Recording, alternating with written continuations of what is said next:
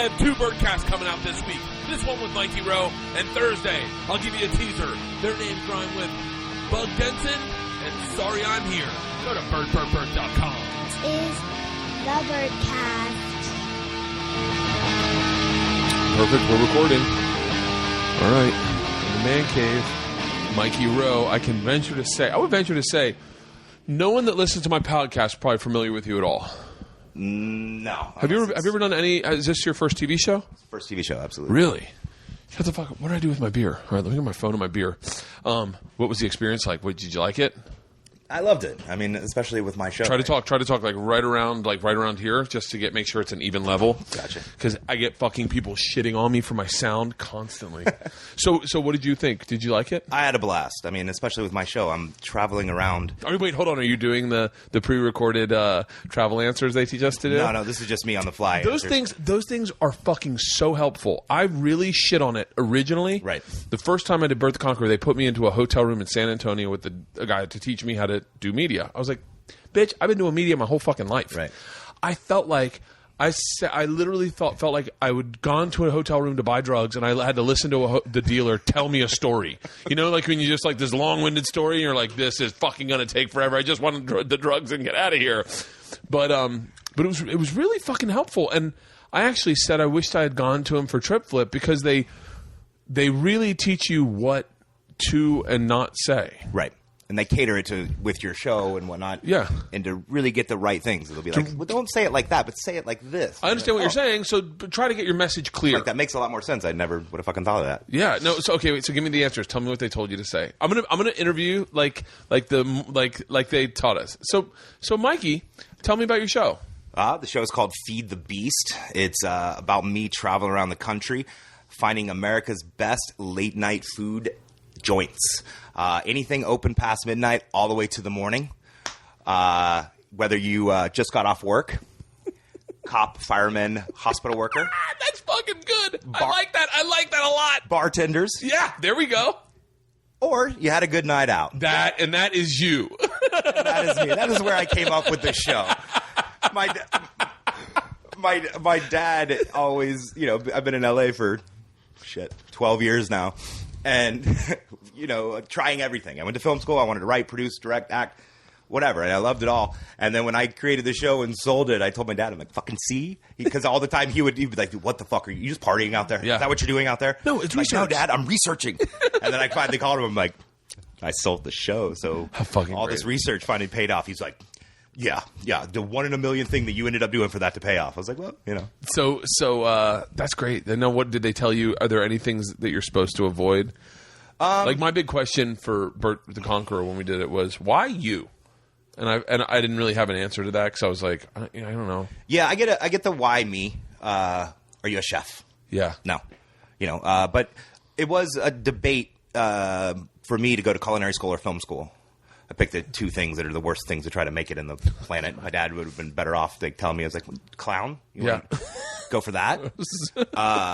Rodeo clown? Yeah. Get the rodeo. There's a better chance. There's a lot of rodeos. Become a professional roper. You've got there's a small pool. You know what I was told by an Olympic athlete? Handball. You want to join the Olympics right now? Handball. See, we should do this. This would be funny as shit. I want to do a documentary of us trying out for Sochi, Russia, which you know Russia well. Yeah. For the curling team. Because curling is hard as fucking shit. But you do know that our curling team, all they do is just get fucked up and drink, and they don't give a shit when they get there, because they know they're getting murdered by everybody. I want to say that I practiced with our curling team, but I've played thousands of hours of shuffleboard. I think it would be all right. Maybe not. Maybe that was in Ireland or Scotland. I shuffleboarded one time, like the shuffle. No, I'm thinking of curling. Yeah, curling on ice. Yeah, it's so fucking hard. It's so hard. It just doesn't look that tough. I know it doesn't, but let me tell you something. It's a giant stone block you throw on ice, and it's just so hard. It's about the path. But to see me, and you, we'd have to get the guy that's really in shape to do the brushing. Yeah, I feel like if you gave me a solid weekend on a rink, I could figure it out. That's what I mean, and I think that would be a fun lesson for us. It would be a really fun thing for us just to go do anyway. Yeah, and film it and watch our ass fall on the ice. I'm telling you though, handball, professional handball. That's this Olympic athlete. I forget his name, and I apologize because I spent a day handball with him. He's really with cool. Your hand? Yes, we don't have a presence in the Olympics. That's still in the Olympics. Yeah, and they just got rid rid of fucking wrestling. And I don't know if you've been to New York, but there's Puerto Rican dudes up at the top of the island that fucking kill at that shit. Someone needs to go in with some equipment, take these dudes, take them out to Salt Lake City or to not Salt Lake City, to Boulder or wherever they train, the Colorado Springs, right, and get them into fucking shape. Get them. I'm telling you, man. So anyway, so film school or culinary school? Or culinary school. Ended up going to film school up in Santa Barbara. Went from Arizona State. Where'd you grow up? Dallas. Born in South Carolina, grew up in Dallas. Really? I was a wrestler and football player, and I had the choice to go to the Air Force Academy, which my dad's very straight arrow, conservative guy, that was where I was going. And yeah. I decided about 2 weeks before I had to make a commitment, because it's 4 years in, 2-year commitment, or 4 years in, 4-year commitment to the Air Force afterwards. Oh, and 8 I was years? like, well, shit, I don't want to be 27. David Robinson. Yeah, I don't want to be 27 and then decide what I want to do. And I'm not the best, when it comes to discipline and structure like that. So I decided not to. Instead, I went to the complete opposite and went to fucking Arizona State, the #1 party school ranked during that time when I went to college. Went there because I was going to walk on the wrestling team. Decided that I picked the wrong sport to be fucking good at because UFC didn't exist. Like, you heard about these guys fighting in Oklahoma in a cage, and they're like, dude, these guys beat the shit out of each other for $500. Yeah. And I'm like, what? Sounds terrible. Do you think you could have? Do you think if UFC had been around, do you think that would have been something you naturally would have slid into? I think so. I mean, I always did wrestling. I didn't do it as boxing or anything, and that would be the. You're a big dude. You're like me. You're like me, and like not to. I mean, obviously, I should say this by the way before anyone stops listening. For reasons that they get cut off and they get pulled away from this podcast, and you pick it up later. Mikey's new show airs on the Travel Channel. I will post this Tuesday morning. It airs Wednesday night at 9 o'clock. 9 o'clock. At 9 o'clock. It's called Feed the Beast. And so we met one night drinking, I think, at an event. Yeah, David. No, not an event. David. I was just in town, and David called you. He was like, "Come out." Yeah. Oh, he's like, I got these new guys. This new guy I got a show with. You got to meet him. So we went out drinking. We had a great time. You and your two buddies who I think helped you package the show? Or? Yeah, Ben and Dan Newmark, they're executive producers on it. They're the ones I brought the idea to. And you guys made it sizzle. It got to Travel. Travel then took it to Sharp Entertainment, who was and is Adam's production company, Adam Richmond, who was just on the podcast, and was my production company. They were the guys technically that discovered me. Right. Dan Adler and Matt Sharp, Bob. There's a whole group over there. And even more fittingly is that your team for Feed the Beast is my old team for Bert the Conqueror. So you've got Bonnie, you've got my whole. So it's like I remember talking to Bonnie about it. And I was like, how's everything going? If there's ever anything, if he ever wants to talk, I can totally, because hosting a show is really fucking tough, especially for travel, because you got to be brand conscious. They're great. They're a great brand to work for. I will say that wholeheartedly. Everyone at the network's cool as shit. They always want to support you. They always want to promote you. I'm telling you when I say this, I've never been happier with an employer in my entire life. And I love Sharp. Yeah, and they're loyal with they want to develop a host. Yeah. And keep him, and they recycle you. They use you for other shows because they don't. Let me tell you they don't want to have all these hosts. You are a Travel Channel host. Welcome to the club, type thing. Yeah, it's welcome to the club. And then they're like, survive, then you're going to have a good time and a good life and a job that's going to be around for a while. Oh, I never say no to them. Whenever they call and they go, Mikey, we got a show for you. Just go, awesome, I'm in. Yeah. I've done that my whole career, and I have done shit. They've given me phone calls and they're like, we have a new show. It's going to be you and Sam Brown. Right now is all that's in. It shoots in like 2 weeks, but you're already going to be on the road. Is that going to be a problem? I just was like, no, don't. I didn't even ask what the show was. You know what they did? They flew me to Italy to drive a Ferrari down the coast. Oh, it's like Win the Dream Trip thing? Yes. And I was like, yes. Yeah. Are you shitting me? It's the best company in the world. And I was like, and obviously anyone that is got a new show on there, I want to promote their show because I want more eyes on the network. Absolutely. So that when my show comes out, those eyes that have been watching you see me, see Adam, see that new guy, Kevin Michael Conley. Oh yeah, Kevin Michael Conley. That guy's unbelievable. He's fucking fantastic. I haven't seen his show. I just did it on TV today. What's the name? It's a great name. Armed and Ready. Yeah, Armed and Ready. And so I'm dying to see his show. I just TiVo'd yours and his show today. Nice. And so my whole point is like more eyes on the network, more ratings for us. Absolutely. Share the fucking wealth. Yeah, for sure. And with shows like and you bringing in your audience from your comedy and everything. Travel Channel's audience is an older audience. And I think with your comedy, you're bringing in a younger, and I know with my show, you're going to get that. Yeah. Your show is definitely probably one of the hipper shows this network's got. Yeah, I think so. I mean, it's got that young brand to it that, yes, all walks of life will eat late night food, but you're looking at the age group of, 20 to 35 that are really honing in on this, that do that. Yeah. I'm excited, man. I love the show. I love the atmosphere of just late night food anyway. It's great hours too. It's like they just folded it into your regular lifestyle. Yep. Because you are a late night dude. If I'm not shooting this show, and you'd find me out of this place. I am that guy. I am the guy that you will interview, and I'm just like, I'm on blueberry pancakes and chicken and spaghetti. And that's funny too. If you go to late night food with a group of people, look how different everybody's meal are. What you got, like, it's not consistent at all. It's all over the map on what people order. You literally have like ice cream with bananas, and the other guy has like a pork tenderloin. Yeah. And then the next guy has breakfast of some sort, and it's just all spread out because everybody's palate late night completely different. Oh, if my late night meal now is like chicken breast with a ton of jalapenos. Right. Well, especially I'm doing the same thing, getting down my weight, and it was like, sucks. Well, during the show, the one thing they told me, like, you're doing a food show, you cannot, get fat. Don't do that. Yep. And I'm like, that's fine, and I had lost a lot of weight getting, lined up for the show, getting ready, and then I started, I'd run in between each show. And about three weeks in, I get a call from my brother.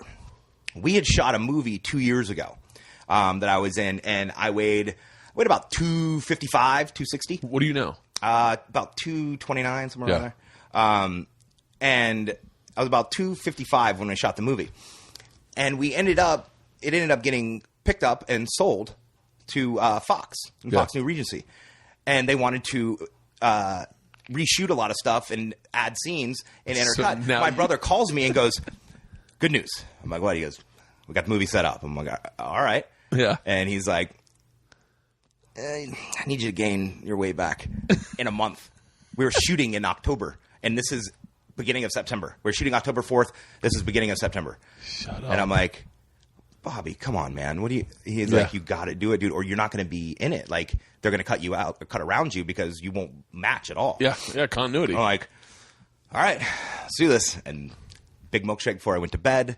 Started not caring. On the show, I would try stuff, but then finish it, which I never do. Yeah. And you don't really see it as much because it was in the last 2 episodes that I had probably put on like 8 pounds. But it was the next like 3 weeks. I ended up, I gained 28 pounds. Holy shit. 28 pounds. I always wanted to gain donuts, man. Donuts are that's the best thing to gain weight. It's 5 weeks to put on 28, and it will take me a total of about 20 to get it off. I'm down. I got up to 253. Shut up. Yeah, I got up to 253, and now I'm down right now about like 230 or whatever. So I got up like 23. I got about 5 more to go from where I was when I started. You know what? Fuck those guys that say you can't eat the food. I eat all the food on Travel Channel. Well, I eat it, but I'm eating so much of the shit, too. Because yours is straight meal.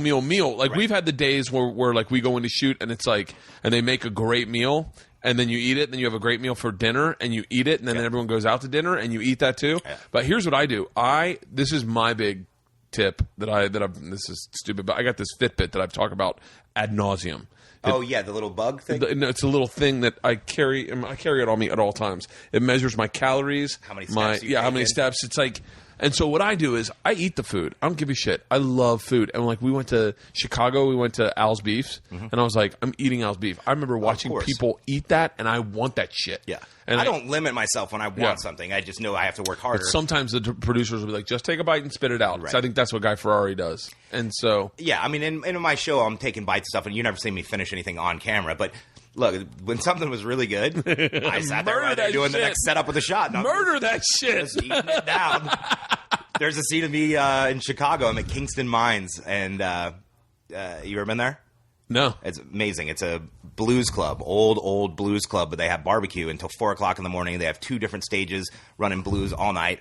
And there's just a scene of me just eating barbecue, like watching the blues, and I'm just crushing these ribs. Really? Just crushing it. And, I fucking love ribs, too. And then after that, then they decide they want to do something else with food. I'm like, shit. Yeah.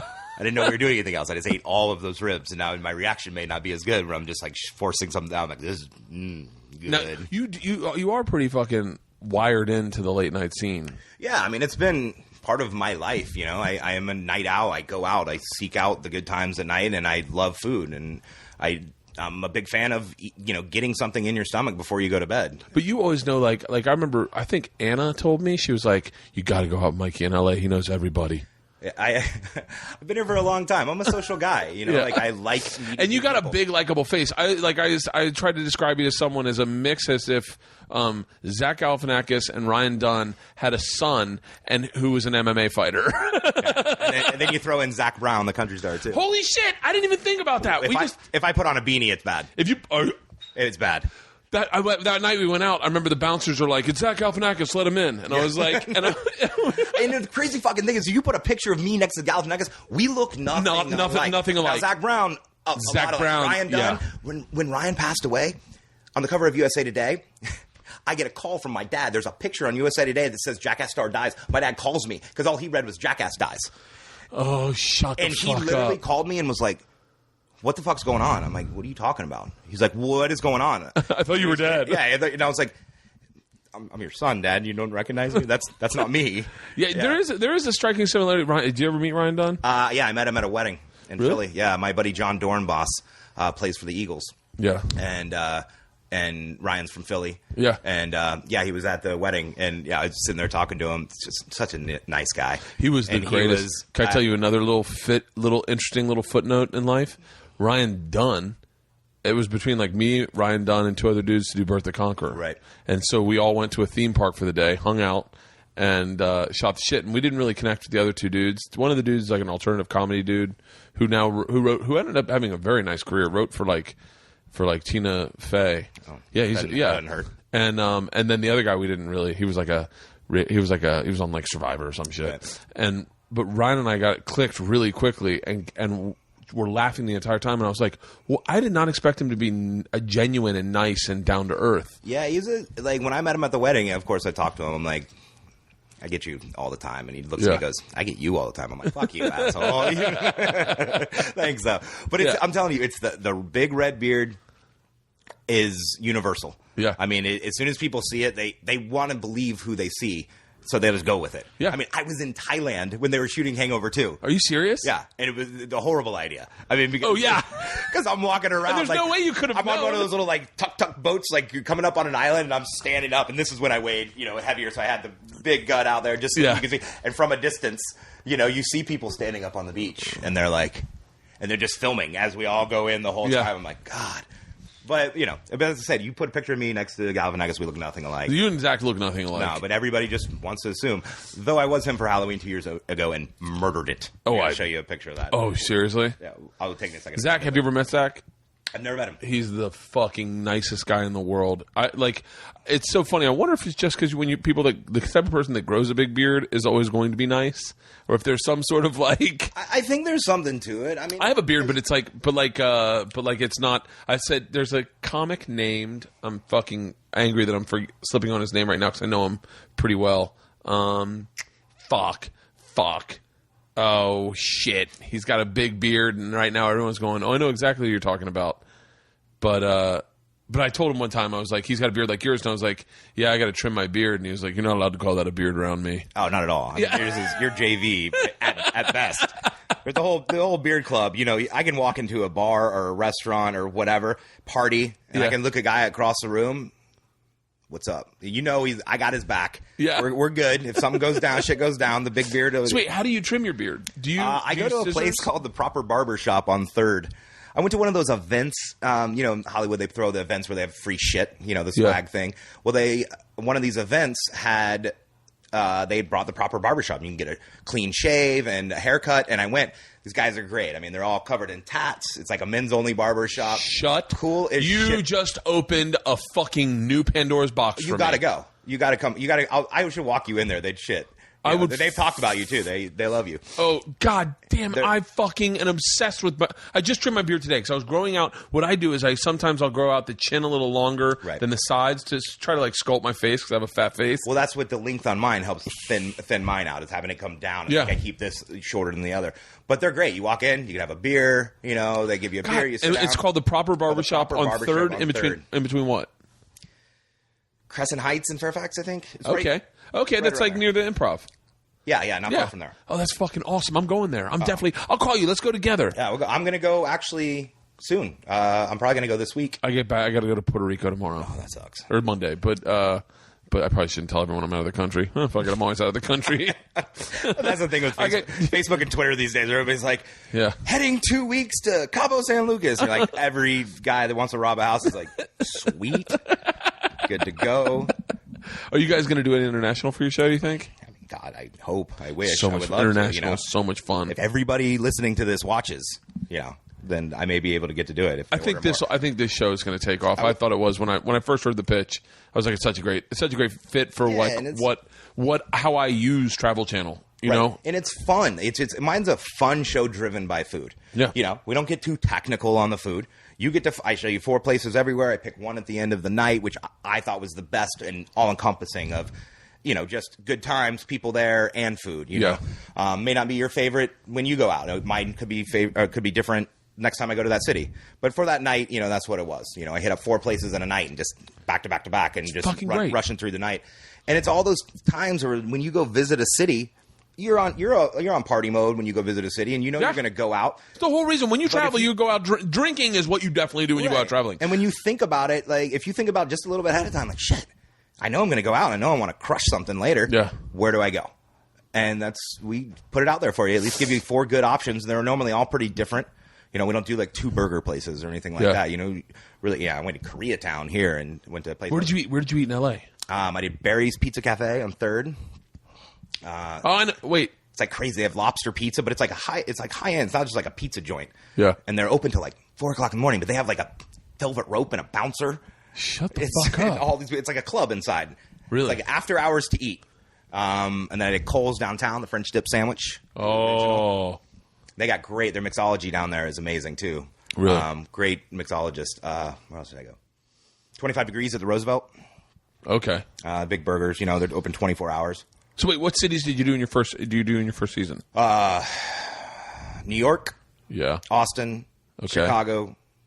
San Francisco, Seattle, and LA. Wow, those are great cities to go party in. Good spread around. Yeah, great party cities spread out across the country, and it was fun. I mean, it's just a good time. Oh, it's a blast. I mean, it's literally a fucking blast.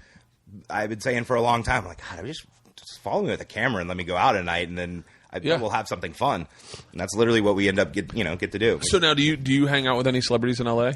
I do. I have some friends that I've been like who? Just gossip. Just fucking tell me. I'm such a name dropper. I will drop names so quickly. It's not like they're not massive. Just people I've known for 10 years out here. Jensen Ackles is a really good friend of mine. He was on the TV show Supernatural. Okay, it's been on for like 9 years. Jesus Christ. Yeah. My buddy Riley Smith has been one of my best friends. He's been on and off different TV shows, and he had a big stint on 24, and and huge. But I have my friends out here, that I've just known. Didn't do anything. Basically, when I met them, we get to see people grow, and it's kind of neat. It's kind of neat. It comes with being in LA, watching people, move up the ladder. Yeah, it's badass when you see someone, get an opportunity and then almost kind of take off, and you're almost like you almost want to go. I knew them when, not to bring Zach up again, but I will because he's such a really a great guy, but I really feel bad for the majority of America who only discovered him through The Hangover. Right. Because he was such a prolific, and that's a real, if Zach hears this, he's going to be like, dial it back. He was fun to watch do stand up. He was so fucking good. Live at the Purple Onion. Oh, and I used to see him at the Improv like every night. He'd be there, and he would push buttons. He would take chances that no one was taking, and he was just. And you'd go sit by the bar, and he'd talk to you for an hour about just nothing. Never want to talk about stand up, just bullshit. Right. And was such a great guy. And it stinks that now ultimately that. It's he's known as Alan, and that and that's where people know him, the guy from The Hangover, not just a brilliant comedian. Yeah, exactly. Wolfpack, Right. But he's still. I mean, he's still always going to be a brilliant comedian. He's never going to stop doing that. Right. But man, I saw him do this. I saw him at this event one time. I never forget. My manager was like, "You got to see this." This is before anyone knew anything about him coming out in a unitard and an Orphan Annie outfit. And then having a curtain raise and having 50 black gospel singers singing a song, and him he was just taking bizarre chances that were paying off. But that's the cool thing about Hollywood. What did you moved here straight from right out of college? Yeah, I went to Brooks Institute of Photography and Film up in Santa Barbara, and then came straight down here. So Does your brother live out here? Yeah, my brother lives in Newport now. Older or younger? Older. He played baseball at UCLA. Really? Yeah, so he was, I would actually spend a lot of time down here, even though I was up in Santa Barbara, just because knew I was going to end up moving down here, and I wanted to meet people in LA and get in the, the scene of what the hell I'm going to do. I didn't know anybody else in the city except my brother. Yeah. So he lived in Westwood. So even right when I graduated high school, I moved directly from Texas out to California and lived with my brother before I went to Arizona State. And Really? Just hung out that whole time. I have an amazing story, actually. What? From Tell when me. I first moved out. So I was 18, and I knew 3 girls from my high school that were going to the Playboy Mansion. And I was like, give me in, can I go? And they're like, their cousin or someone worked for Playboy and was able to get them in. They're all pretty girls, too, so that helped. They're like, no, we can't get guys. It's not like that. I'm like, Yeah. Come on, I want to go. And I was like, well, what do you do? How does it work? And they're like, well, we meet at a UCLA parking lot, and they bus you over. Yeah. You check in, they bus you over. I'm like, okay, cool. I'll see you there. And they're like, come on. And I called my buddy Zach, and I was like, dude, you want to go to the Playboy Mansion tonight? He's like, yeah. We got our other buddy Josh, and we rushed to Macy's right before they closed, and I got silk robes, silk pajama pants. We go back to the apartment. They have a bottle of Captain Morgan's. We're drinking, getting ready, and they're like, cool. How did you get us in? I'm like, I didn't. We are sneaking in, and he's like, what? And I was like, look, we're gonna figure it out. And they're like, Jesus, dude, we could have been doing something tonight. But we all go over there, and I walk up to check in. I give my license in the fucking hope in God there's a Michael Roe or a Mikey Roe on the list. There's not.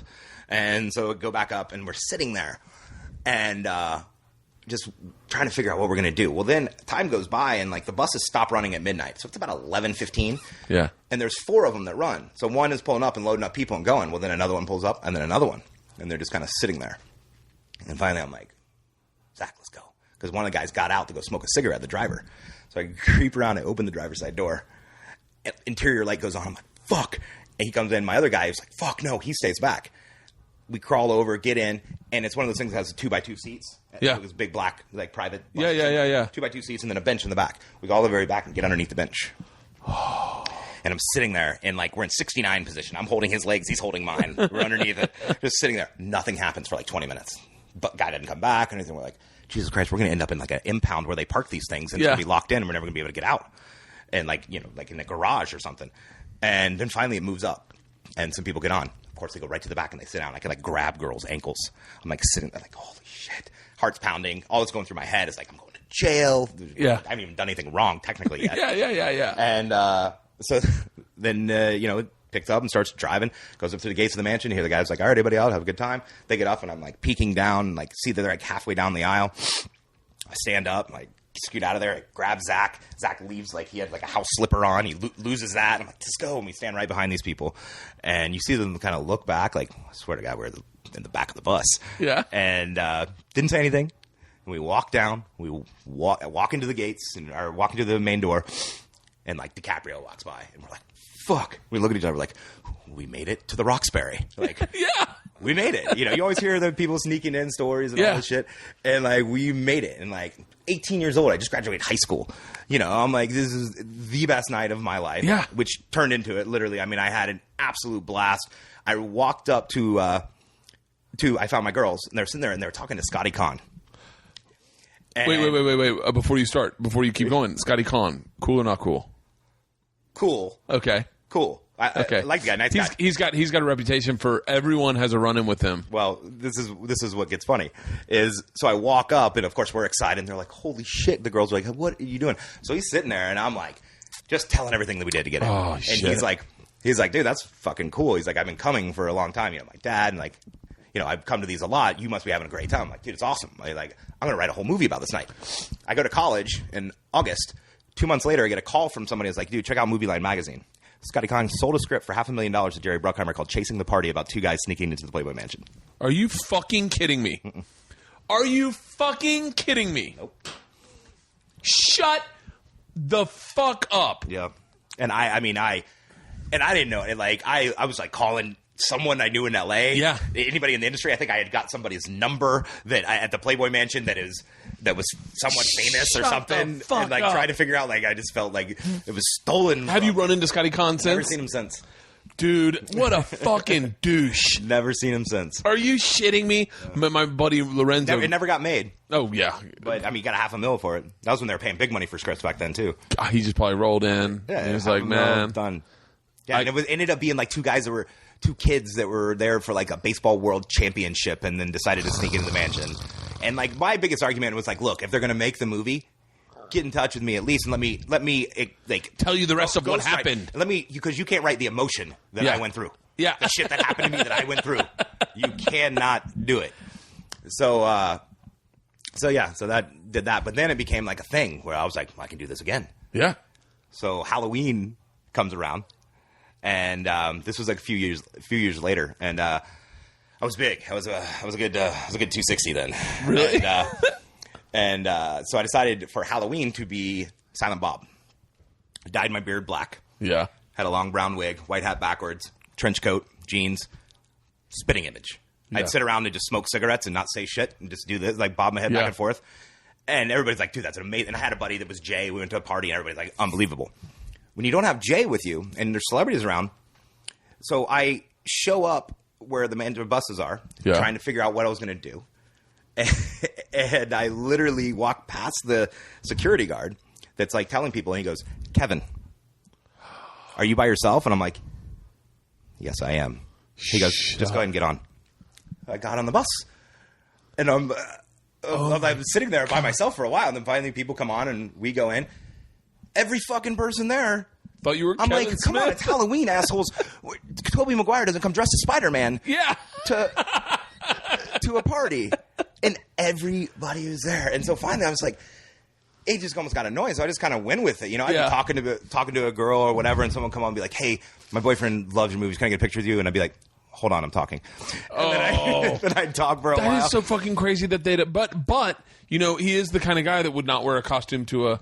Right. Or at least you'd assume you'd be like or he'd wear like a fucking a hockey jersey. Right, and just be himself, I guess, or whatever. Yeah. You know, I love Kevin Smith to death. You know, like, Yeah. didn't tread on your name, Kevin. But, No. Kevin Smith. I've never heard anything bad about the Nah, guy. he's a nice guy. And I'm sure he's just like, look, dude, if you're trying to beat me to get laid, good luck. Way to go. I bet if he's like, if you can use me, if my you can name to use get me, you in parties, more power do it. to you, man. Fuck yeah. Well, that was the thing is like, Scotty Conn, on the other hand, is like, I'm selling a movie about Kevin Smith breaking into the. I know, dude, it was crazy. Like Andy Dick came up to me, he was like, Kevin, when are you going to put me in one of your movies? And I was like, God. And it started getting out of hand. Yeah. And then there's one girl that I was talking to the whole night who's dressed as like a mermaid or something and super cute. And she thinks I am and drunk, and we start making out. Well, I back up from making out with her, and the black from my beard is all over her face. Shut And I'm like, yeah. oh, you're so cute. I'm like trying to like rub the beard off or whatever.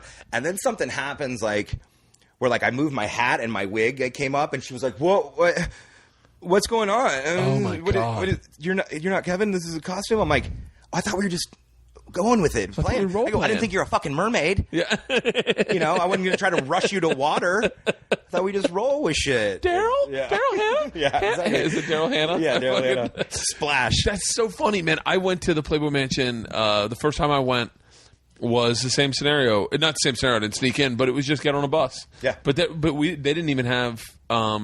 They didn't even have like it wasn't a party. It was an event. Yeah, like a charity event or something. Yeah, and so I didn't even have my name on a list or anything. I just showed up, and then I just got on a bus with a bunch of. Here's the thing that really struck me odd about the Playboy Mansion is, I was waiting. We parked at the old Hilton or something. fucking no. What's the old Moss Brother, J.C. Penney's, the old mall right on Wilshire. Oh, the Century City Mall. No, Wilshire and Santa Monica. Wilshire and Santa Monica, there's that old mall, Robinson May or Robinson. Oh, okay. So we parked there, and then everyone kind of rolled through, and all the chicks were there, and then they were all bitchy as shit. Mm-hmm. And they were all Playboy wannabes. There was they were auditioning to do centerfolds, and so I was like, I was trying to be nice. I was married, I had fucking kids, I think, but like I was like trying to be nice, and no, everyone was being a bitch. and they were being bitches the whole time we were on the bus, and they were being like real catty bitches about what they've done. I usually park at the mansion, but you know what? Parking's been such a nightmare lately. I figured this would be easier. I mean, Hef usually has a drive on for me, and I was like just listening to this horse load of shit, and then the second we crossed the gates, it was like a fairy dust sprinkled on that van, and there was just magical sweetness coming out of everyone. They were talking to gardeners. Hey, Julio, how are you doing? How's your family? Hey, because the thing is, they're terrified to piss anyone off, because the second you piss anyone off, you're fucking kicked out. Right. And so like they're just terrified. So then all of a sudden, the second you pass through, they're nice. They're like, "What are you doing here?" Like they were being bitches 20 minutes ago, and I was like, "Fuck you." We went. Did you ever go to the Playboy used to have a beach house? No. Where in Malibu or? The mansion's one thing. Heard of that. Yeah, Playboy had a beach house in Malibu. I got an offer to go out and go on Playboy Radio, and I go out, and I'm telling you, it is just short of pornography, of straight up porn, of them. Everyone's naked. Well, see, that's what everybody thinks. When I told them I went to the mansion, they're like, "Dude, it's just people fucking everywhere." I'm like, "No, it's actually a classy party." When you go to the big parties, Midsummer Night Dream or Halloween, like they're amazing. They spend $500,000 on the party, and they're great, and everybody's dressed to the nines, and it's just great. But yeah, it's not. Oh, here it is. Here's a picture. 18. I had a disposable camera. And went up to Hef's bodyguard. I'm like, "Can I get a picture with Hef?" And they're like, "Yeah, 1 second." Take a picture of them. Told him, "Thanks for inviting me." Let me see. Look at the young face. Young Mikey. Oh, my God. You look like... I'm a child. You look like a child. It's if I shave off my beard, I literally look... Shut the 12. Fuck up. Yeah. You look like a collegiate hopeful. Yeah. Like this, you could be the... And you, Jesus, that's great. Yeah. Holy shit. Yeah. The beach house was fucking insane. Little John was there, or Lil John was there. Not Little. I think it's Lil. There are two of them? I think it's Lil. It's Lil, L-I-L. It's Lil. Little John is from... Little John is from Robin Hood. Lil John a little bit different is guys. from the hood. Yeah. Little John's trying to survive in the forest. He's sipping on scissor. But it was scissor, man. I almost got it. I've almost got into it. I tried it once. It's like you almost got it just like you wanted to get into it. I wanted to have a scissor problem. Which just sounds like it would be so much cooler than... I'm drinking Robitussin as a kid is the worst tasting in the world. It's Robitussin, Sprite, and then a Jolly Rancher at the bottom. And it's got to be in a styrofoam cup. It would just be such a cool thing. Like when they said Lil Wayne has a syrup problem or a purple drank problem, I was like, how cool would that be to have? They're like, yeah, Bert, has he been drinking? No, it's scissor. Scissor. Does that even show up like as an alcohol? Like if you... It's codeine, so... No, people get arrested for that. Right, but if you did like a blow test, it doesn't show up, right? Because it's codeine. You know what? I get obsessed with little things on the internet, and I got obsessed with purple drank, which is the same as syrup, or that drank. I just saw a movie that the dad, it's Kevin Kline's playing a dad. It's like, I think it's Friends with Benefits or something with Ashton Kutcher. And Ashton Kutcher's dad is Kevin Kline, and he goes to the hospital because he starts dating like a 20-year-old girl, and she gets him into scissor. Shut up! I'm not. I had it once. I've had a bunch of things once, but I'm not like I don't party. I mean, I have better like. I gave it my best effort. Nothing took. Yeah. Nothing stuck except booze. Beer, man. I'm a beer drinker. I love beer. Yeah. See, I drink hard alcohol. I can drink beer. But I can't drink it the entire time if I want to get drunk because I just get full. Oh, yeah. I like that, though. But then it's like I have so much in me. You ever take like the shot that just doesn't go down right? Yeah. And then with all that liquid in me, it's over. Oh, no. I don't throw up. I never throw up. See, when I throw up, it's like it comes from the depths of my soul. I'm releasing the evil is what I call it. Like literally my friends are like, Jesus, dude, are you dying? But it's like it's the puke and rally, though, too. It just something doesn't settle right. It doesn't go down right. Blah, and it's loud and horrible, and then back up, and I'm good to go. Last time I threw up. Oh wait, I won't talk about it. I had a period of time. I'll just tell the story. Yeah, here we go. It was the day before I was going to jump off the stratosphere, and I was having really bad anxiety, and I hadn't slept. And my director Lonnie, we were in Salt Lake City, and we were flying from Salt Lake City to Vegas. I was going to jump off the stratosphere, I think, that day or the next day. And we had to fly, and I don't fly well, so I was drinking before my flight. It was in the morning, and I was in the shower. And I was like, and I hadn't slept, and I was having anxiety, and I was all over the map, and I was drinking IPAs, but they were really strong IPAs. Right. In a shower at like 8 a.m, like getting ready for my flight, trying to manage my anxiety, and I just, grab another beer. And I was just all of a sudden just, and I was throwing up in a bathtub, and all of a sudden I'm like, what the fuck is wrong with me? I've got to get this under control if I plan on living a regular fucking life. Like, I can't be drinking in a shower at fucking 8 a.m. because I have a flight. And then I was like, and that was the last time I threw up. That was also the last time I drank in a shower. Do you have anxiety flying? Oh, I have horrible anxiety flying. Travel Channel host has anxiety flying. They told me one time we were going to do a show. Oh, it's my sister. Hang on one second. We'll answer this. Keep it on the podcast. What's up? What's the deal? Nothing. You just come. You want to just come over here? I think Leanne and the girls are going too. Oh, is it girl friendly? I think it is girlfriend. I think it's kid friendly. You don't even give her a warning. You just answer it and let her roll. Well, then we'll just meet you there. Okay, we'll meet you there. I got him a present. All right. What time are you guys going? We're going 5:30, I guess.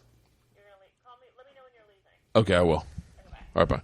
So, she didn't even know she was on the podcast. So, my buddies. What if she answered the phone and she was like, it just reveals the most horrible thing in the world. I'm shitting blood. Yeah. I'm pregnant. Yeah, exactly. But no, that was the last time I threw. I'm not a big thrower-upper at all. Not as much anymore. I haven't thrown up in, I don't know when, but when it happened, my friends used to laugh and just film it, and they thought it was really funny. Now, it hurts, man. And, like, that's why I yell so much. Like, it hurts. Oh, it comes literally from the very bottom. Oh, I take that back. I threw up in stomach. Italy. When we were in Italy, I got the flu, and I was sick, and I was trying to throw up, and I couldn't throw up. And you want to talk about the fucking bottom of the barrel? Dry heaving. Oh, I was sick, and I knew that, and I had to work. I had to go do this thing on a yacht, and I was like, I need to throw up. If I throw up, I'll feel better. And I'm sitting there, and I'm just like, oh my god, and I just feel horrible. And my executive producer / director, Stacy, who works on Trip Flip with me, she is in the next room. We were sharing adjoining rooms practically, and the walls are paper thin. It's an old castle, and it's like you can hear everything. And she's pregnant. She's going through morning sickness, and I decided, I'm like, fuck it, I'm gonna throw up. So I look next to my bed, and there's an old glass of wine, and I went, fuck it. I'm going to pound it, and I know that'll make me throw up because that's fucking disgusting. And that'll make me throw up because I stuck my finger down my throat. I couldn't do anything to throw up. I just wanted to throw up. So I go over, I take a sip of this wine and just start violently. And in between my throwing up, I hear Stacy, who's hearing this, start gagging. And so every time I would throw up, she would throw up in her room. She's fighting morning sickness anyway. Yes, and then she was like, laughing. she wakes up in the morning. She's like, oh, good day, not having it. She's got you yakking next door. She's just throwing up, like chasing me, just, and I'm like, it was fucking horrible. But yeah, I'm not a big. Now, do you get laid a lot? I do okay. Yeah. You know, it's just I'm the. That's my always. Whenever I see guys that go out in Hollywood and they're single, I go, God, but I never got laid a lot. I don't search for it though. I don't like going to a place just with a group of guys, and I like the option. Yeah. That it's there if something happens magically. Yeah. You know, has a big thing for beards. Like, cool. You know, like it happens more organically with me. You know, I meet girls through friends. I don't go out. I'm not like a pussy hound where I go out and I go talk to every girl that I think is hot. Yeah. If it comes around, we talk. You know, that's where I like icebreakers is me. Like with the Galifianakis thing, the Ryan Dunn thing, like they'd come up. Yeah. Realize I'm not, but at least start there. Yeah. You know, at least we got that going on now, and we can joke or whatever, and I can do okay. I have a decent personality, I think. Now, favorite bars to go to in LA? I'm so out of the scene, I couldn't even find a place to go out to eat last night. We've lived at the Belmont. La Cienega? Yeah. Yeah. Wait, La Cienega. Right next to SDK. What's SDK? Steak restaurant. No, It's right south I'm trying to of think Santa of- Monica, north of Melrose. South San. Yeah, I know the Belmont. If you're going north, it's on the left-hand side of the street. Yes. Yeah. Blue and white neon sign. Yep, I know the Belmont. Yeah. Lived there. We always say Belmont Fridays, and it was literally anywhere from 4 to 15 people of our group of friends. It was just a nice time that you get there. If you got there at 9:30, you would always there'd be somebody there throughout the night. You go off and do whatever you want, but it's kind of we'd all meet as friends and catch up for the week because everybody's busy these days and whatever. But we did it for years, and we still go there, just not as much anymore. Yeah. But definitely love the Belmont. Just went to a new place the other night called Sassafras.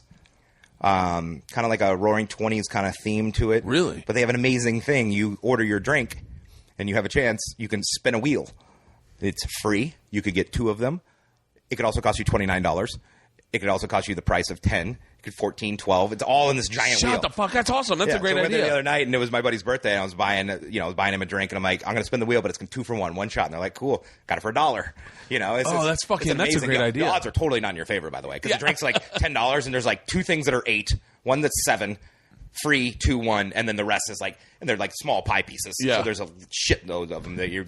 That's fucking great. We used to go to Formosa. Do people still go to Formosa? We used to go there back in the day. I haven't been to Formosa in forever. That was like our spot, and then right across is Jones. Is that the place? Jones. Yeah, that used to be our spot.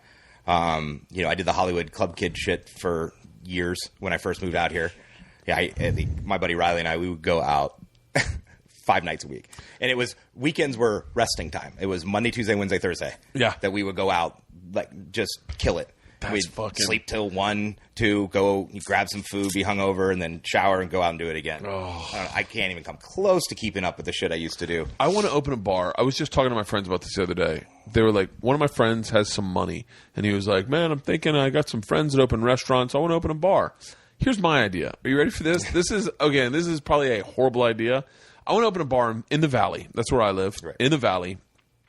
At like one of these, not on Ventura, on like Riverside or on what's the other one? Moore Park, in like one of those strip malls or wherever that is. And here's the catch: I want there to be a rickshaw, and the rickshaw will pick you up, anyone, and take you home if you live within 3 miles of this bar. He's running with the rickshaw, or is he getting ride a bike? He can ride a bike. He can ride a bike. It's not gonna be like fucking like Taiwan, yeah, like Thailand, like some fucking that might. We'll call it rickshaw Ricks.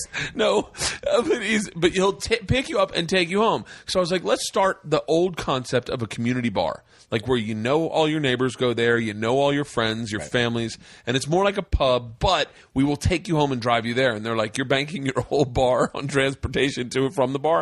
I go, yeah, because so many of these places have shitty parking. Fuck the parking. We'll pick you up. Yeah. Call us up. Everyone go pre-party. Load up in this fucking and have this guy, Lance Armstrong, just big, thick legs, taking a group in a fucking. That was my idea. I like it. Uber may have killed it. I love Uber. I use Uber all the time. Is that the town car service that on the app? Yeah. What is that? It's all the town cars that are just sitting around that aren't booked out by their company. They may get a call from the company. It's like, hey, we up, and they turn off their app on their phone, so they're not on Uber at the moment. But as soon as they're not working, they turn on Uber, and if you put up Uber right now, I have Uber on my phone. Yeah, and it will show you all of the cars that are around this area. What's it look? Hang on 1 second. It's there we go. World Star Hip Hop. And it shows you all the cars that are around. Chive. They're faster than cabs. Trail Mix. Hold on. I'm looking for Uber. Oh, dude. Oh, I got Uber. Here we go. So, look, there's all the cars. They're around right now.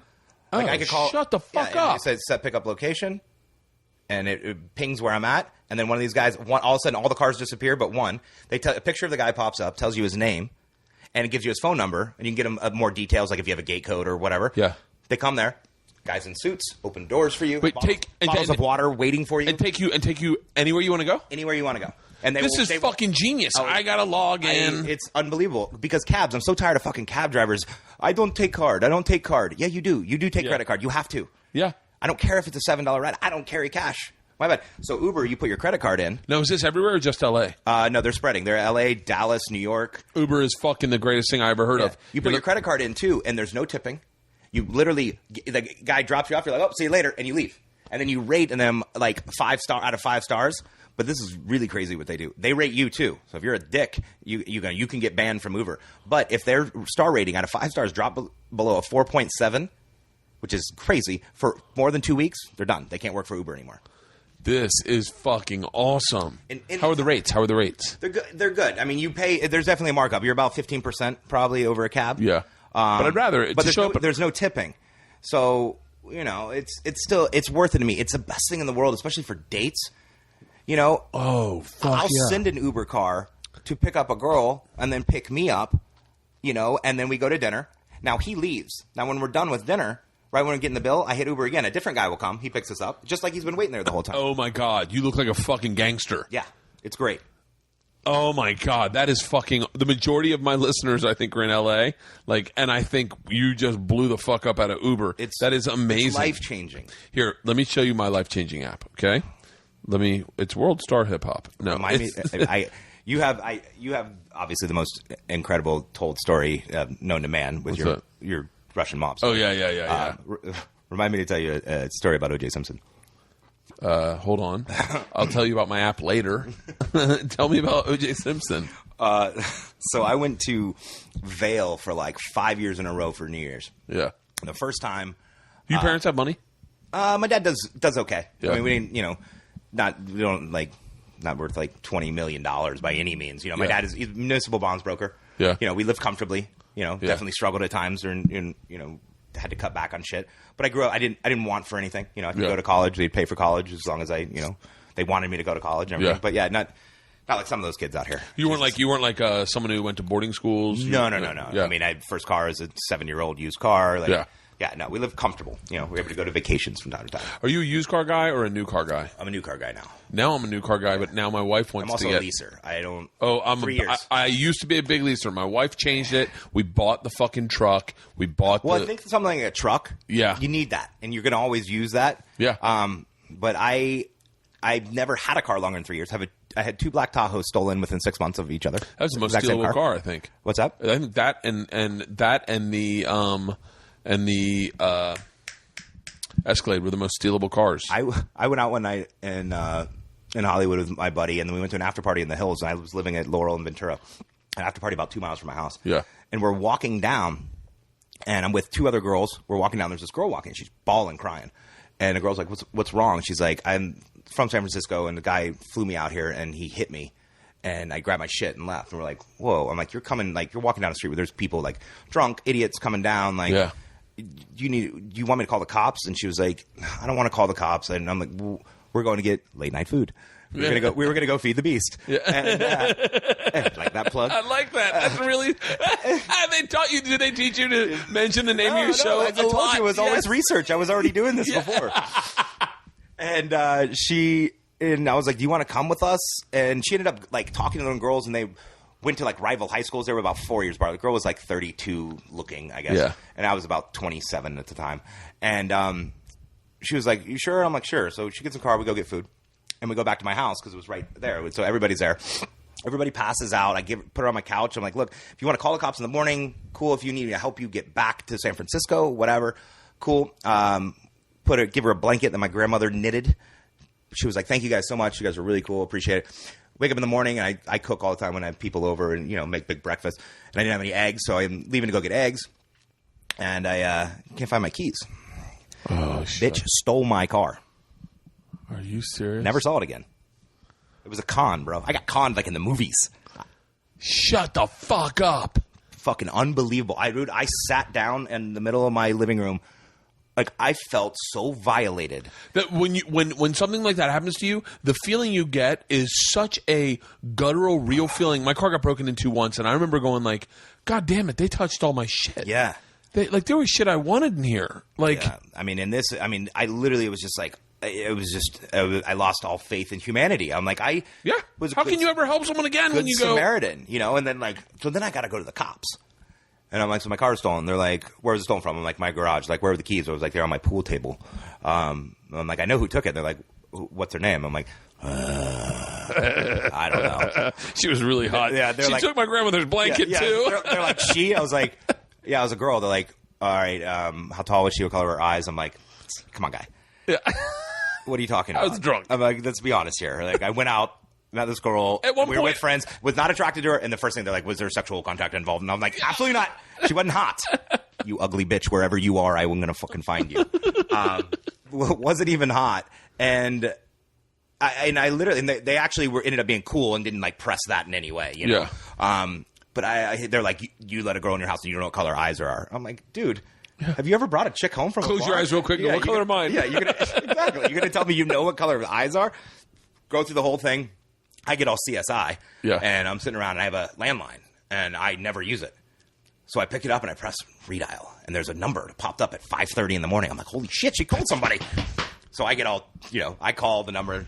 This guy answered, and I'm like, hey, how you doing? This is Federal Express. We have a package for you, and all we can see is the phone number. We don't have a name or address to deliver. God damn it. Are you fucking kidding me? The guy's like, I'm like, what's your name? And he's like, John. I'm like, okay, I see John. I'm like, what's the address, though? And he was like, 13, and like stops. And he's like, where's the package from? And I'm like, it got wet. I can't tell anything but a phone number. And he just hung up on me. Then I told the cops I did that. They're like, don't fucking do that. Give us the number. Give us the number. Why don't Ace do Ventura? that? Yeah. Like, I was so mad. I was so mad. I wanted to take this guy down. you called the cops. You're like, I got a lead. They're like, who's this? You're like, the guy that didn't fuck the girl that got his Tahoe stolen. Oh, Mikey. Yeah, I called him. I'm like, call this number. This is him. Like, don't you have like tracking devices for this number to find out where it is and who this guy is? You got to know who this is. Our house got broken into in college. I don't know if I've told this before, but my roommate Cheese hated our dogs. Love right? Roommate He Cheese. hated our dogs, and so the second we would leave, he'd throw our dogs in our fucking room and lock them in the room. And then our house got broken into, and they didn't steal any of me and Hartley's shit. They stole all of Cheese's shit because he didn't have a dog in his room. They stole all of his shit. They took his. You remember those emergency cigarettes in the glass case? Yeah. Break in case of emergency. They broke it, smoked it, and put it out on his desk. That's funny. And they fucking and they stole everything of his, and then he got so upset, and none of our shit was gone, and the cops were there, and he's like, "Are you going to dust for Prince?" And the cops started laughing. He goes, "Dust for Prince? What do you think this is, a movie?" Yeah, none of that. And that's how I was a CSI fan. I thought for sure. I was like, definitely they're dusting. They're like, I'm not fucking dusting for Prince. I even have a video from the security camera of her walking out to my Tahoe, getting in it, trying to figure out how to open my fucking gate. You know, with because you had to put a key in and turn it, and so she was looking around, and you just see it drive away. And that was shut the fuck up. That was it. That was it. And that was the one had been stolen, exact same Tahoe, 6 months before in front of my buddy's house, just broken into and stolen. They used to break into. They found it in Pacoima up on blocks. Really? Yeah. And then my insurance was like, you cannot have another black Tahoe. No more Tahoes. That is 2 black Tahoes for you is the limit. I had a Denali, and the back seats got stolen out of there twice. They used to open up those back seats. Those are worth money. They used to fucking pop those back seats out. And I remember my wife my wife's one of those people that never locks the car. Right. I go, did you lock the car? Yeah, of course I did. The alarm is on only because every fucking night, like right when I'm on the road, right before I go to bed, I can set the alarm on my phone. And I'm neurotic. Sometimes set the alarm to your house? Yeah, set the alarm to my house every nice. fucking night. She goes, I was going to set it. She sets it. She's pretty good at setting it. You can see if it's set from your phone already. I get a text when it sets. So if I'm going to bed and it's not set, I'll set it. Sometimes she'll call me and she goes, I'm in the fucking house and I'm still going outside. It's like 6 o'clock here. You're in fucking Italy. And I'm like, I don't care. Yeah. So I set the alarm from my fucking phone every single night. And I have this fucking monster dog that you luckily walked past because she's a pain in the ass. You'll see her walk out and then she'll stand there and stare at you. She's a bull mastiff and she's she's a monster. So that's my home security. Bull mastiff, and my wife has a gun. So I'm thinking about getting a shotgun. Just because I'm like, wait, tell me the O.J. Simpson story. Oh. So started going to Vail. Went with a buddy and his family, and then stayed with them, and then I knew some other friends that were there. So the first time we went, we were going there for New Year's. And we go out the night before New Year's and pick where we wanted to go. And that's smart. Yeah, we were just like, we're going to figure out where we're going to go. We asked what they're doing or whatever, and we found this place. We decided we're going to go. That's really smart. And so I asked for the manager. He comes out. I'm like, hey, how you doing? My name's Mikey Roe. I'm like, I'm directing a movie in Denver. It's called Lift Ticket. No. No, I was 22 years old. Spitting game. Yeah, spitting game to fucking older dudes about being in Hollywood was one of the funnest things to do when you just had no responsibility and you're like, I'm telling you, in a different state, if you just have a California license, you're fucking famous. I went to fucking Cancun one time with me and a bunch of dudes, and we were shooting an internet thing for like this thing called Zoom Culture that our friends owned. And we didn't mention Zoom Culture once, but we mentioned MTV every fucking time. We told them we were shooting live remotes via satellite from Carson, who is in Ibiza, and we were patching back and forth. It's night in Cancun. There's no way that time matches up that it's also night in Ibiza. And we are... You don't think about that stuff when you're saying... All we have is a light panel on the camera, and we don't even have ear sets in, but we're holding our ears, and we're like, that's right, Carson. Okay, yeah, have a great time. And then we're like, cut to Carson. And then we go, cut. And we're like, get me a beer. Like, we played it up so much until the point where I was like, guys, we're fucking sociopaths. Yeah. We're fucking lying to everyone we meet. We haven't met one person. And when you start that lie, it just snowballs too on that. And my buddy Eddie could take that to the next fucking level. Not to interrupt your story, one time, I'm not even going to fucking tell it. I wrote it in my book. If you want to hear the story about Eddie, buy my book. So go ahead. Keep going. So I tell him, I want to say that I said it was starring Brittany Murphy, rest her soul. Fucking so smart, though. And I was like, it was the time when Brittany was really hot at the time, you know. And I was like, it's Brittany Murphy and Randall Mize, which is a buddy of mine who I went to high school with, who was with us. Yeah. And I was like, Randall's been on, you know, he's been on Days of Our Lives for a while, and he's just starting the OC. But then I knew terminology, and they're like, he's on the OC. I was like, yeah, he's coming out on the back nine. You know, so he's not out yet. Yeah. And then I said there's another girl named Liz that was with us. All these people I went to high school with. Yeah. The girl Liz that's with us, real pretty blonde girl, said she was on the OC too. But they're all in the movie. And so they were with me. The two were. Yeah. Brittany Murphy's not. I don't know Brittany Murphy. And I was like, Brittany has a lot of press and stuff. She's probably going to make it down late, but we just want to make sure they have a table, you know, and blocked off so no one gets bothered. I like that what you're doing is you're setting yourself up for a great night through the lives of your friends. Right. You're like, listen, I just want to make sure my friend, like all your wants are being vocalized. Your friends are doing, that's what my buddy Eddie did. We used to call him El Mentiroso, the liar in Spanish, because he was so fucking good. He would walk into Subway and go, I need to talk to John. And they're like, what? He's like, John, regional manager? And they're like, I don't know who the regional manager is. He's like, God damn it. He said he was going to meet me here. All right, never mind, not a problem. Make me the best sub you can make. And they're like, excuse me? He's like, make me the best sub you can make. This is a test. And they were like, okay. And then they'd make the sub, and he'd be like, fantastic. I will try this, and I will let you know what I think. And they'd be like, okay. And he'd eat lunch for free. And then he'd go up and he'd go, tell John when he comes, he's going to be here in a minute. Tell him I'll give you the thumbs up. And the guy would be like, thanks, man. Thanks a lot. And fucking Eddie would walk out. Eddie was a goddamn genius. He was fucking so good at, you know what he used to do? He used to go to Saddle Ranch, and he'd ask hot girls for their autograph. And then when they give it to him, he'd go, wait, who are you? And they go, nobody. And he'd go, then fuck you. Why the fuck did you sign this?